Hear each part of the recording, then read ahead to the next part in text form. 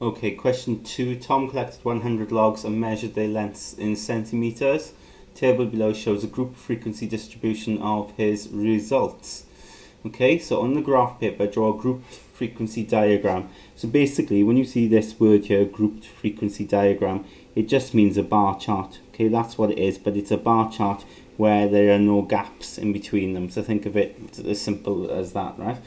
Now, in this case here, now you've got between 50 and 55 centimeters. Okay, they're the sort of smallest length logs. There was 4 of them. So we go here 15, 55 up to 4. So the scale is quite nice here. Each square just represents 1.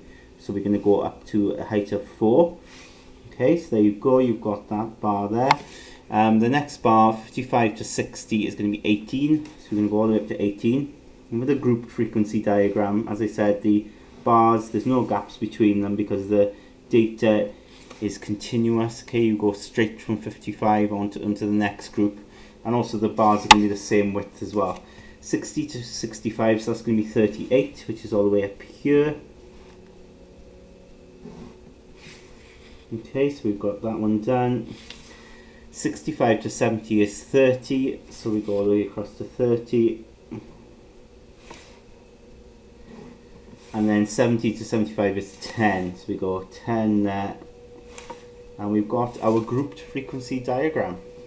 Okay, so part B then, the next part, it says Billy also collected and measured the lengths of some logs. The group frequency diagram results is shown below.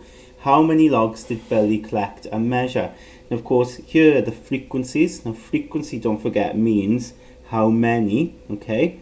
So, frequency means how many. Well, we can work out how many is collected just by adding up the heights of these bars. So we notice here you've got 20 there, you've got 30 here, you've got 15 there, and then in each of these then there's 5 and 5. So all you've got to do is add them together to get the total frequency. Okay, so in terms of how many logs he collected. So if I add these together, that's 50, 65, 70, 75. You could see there that he collected. So was it Tom or Billy who collected the longer logs on average? Well, if we look at this here, on average, who collected the longer logs? Well, we're better off just comparing the bar charts, okay, or the frequency diagrams, to see which one collected the longer ones. And you can see here that the mode for the first person here, for Tom, is actually quite high. You can see here his logs.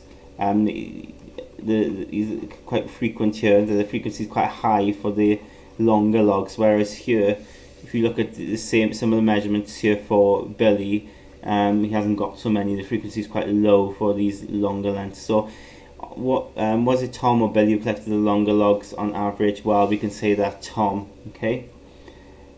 Explain then how the group frequency diagrams help you to decide.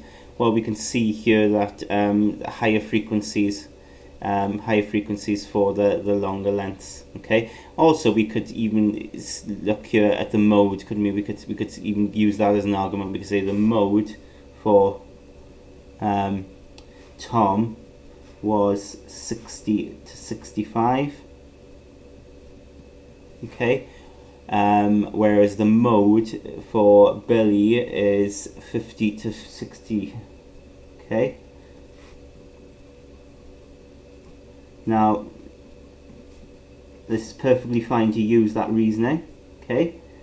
Comparing the mode, because the mode is a type of average, so we can see straight away from these group frequency diagrams what the mode is.